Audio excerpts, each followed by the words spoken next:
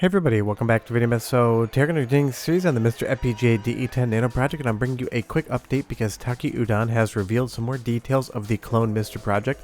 Not just the clone DE10 Nano board, which we talked about previously, but the mainstream as well as budget console and handheld variant designs, some of what they're going to host as far as I/O is concerned, and what they're going to be doing each and every different iteration. Before we get too far involved though, do me a huge favor, go down below, hit like and subscribe, and ring that notification bell, definitely helps us out. If you feel so inclined to want to support the channel, I got a Patreon link down below as well. But Taki Udon's already shown off the clone DE10 Nano board. He's shown it running cores, so we know that this is physically designed, and this is something that you can just buy to make yourself your own MiSTer triple stack or however you want to build it. But he's also doing different console variants, and he's been talking about how those are going. There's going to be three: the flagship, the mainstream, and the budget as far as the console variants are concerned. And there's also going to be a handheld MiSTer FPGA, which is where my interest area lies, because I have enough MiSTer FPGAs. I don't need to really build another one, but I will review it on the channel. But a handheld MiSTer is what everyone wants. So as far as the budget design is concerned, he's shown off all the I/O. You have these dual USBs, Toslink for optical audio, what looks like a headphone jack out 3.5mm, and component video on one end. Down below it looks like you're using USB-C power in, which is a great touch, Ethernet port, HDMI, a VGA which can carry pretty much any signal, as well as composite. So it seems like on the budget side of things, all of the different individual connections you could possibly want to connect either digital or analog video are on board here.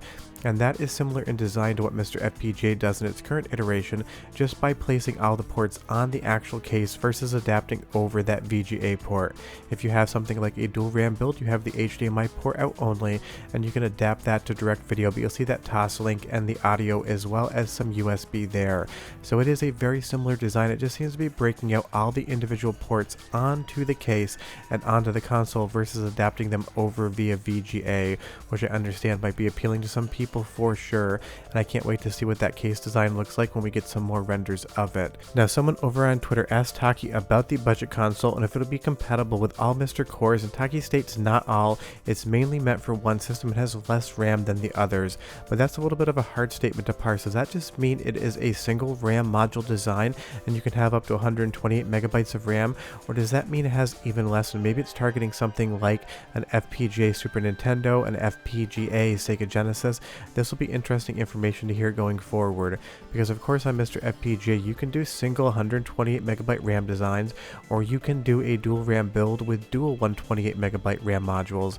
Now at this point in time there really isn't much on MiSTer FPGA that benefits from having dual RAM, but that statement about not compatible with all cores is just kind of a question mark, and I would love to know more about that, because does it just mean it's a single RAM design and you can't do something like Atari Jaguar, and this is big PMU footage? Alien vs Predator doesn't currently run, or does that mean it's something like a 64 megabyte design to keep costs lower and not all the cores will work? Because Taki has shown off the RAM testing for that single 128 megabyte module, so my guess is that's the direction it's going, just being single RAM, but I'm not sure at this point in time. Now, taking a look at the mainstream console, it has a very similar I/O design here, but it seems like composite digital audio and component are behind detachable doors that basically keep it looking a little bit cleaner. But if we take a look at the mainstream I/O, you're going to see the same USB-C power in, the USB-A ports, HDMI, and you also now get a mini DIN 10 connector. This is going to be very familiar with people that have a Sega Saturn or otherwise. You'll see the VGA port as well as analog audio and Ethernet, and again we still have the composite digital audio and component, and it's hard to say what this is going to look like as a physical object, but it does seem to all be behind doors, and that'll be a very curious thing. And I'm not sure, and it'll be interesting to see if this is just using the clone board as we've seen it, or if this is a new custom design, because right now Taki Udon has shown off the clone board running across HDMI onto a flat panel display, but we really haven't seen much on the analog side of things. We would expect the exact same video quality out, but that is something I would love to see, because as much fun as MiSTer FPGA is on HDMI, getting that analog signal out is one of my favorite things to do with it.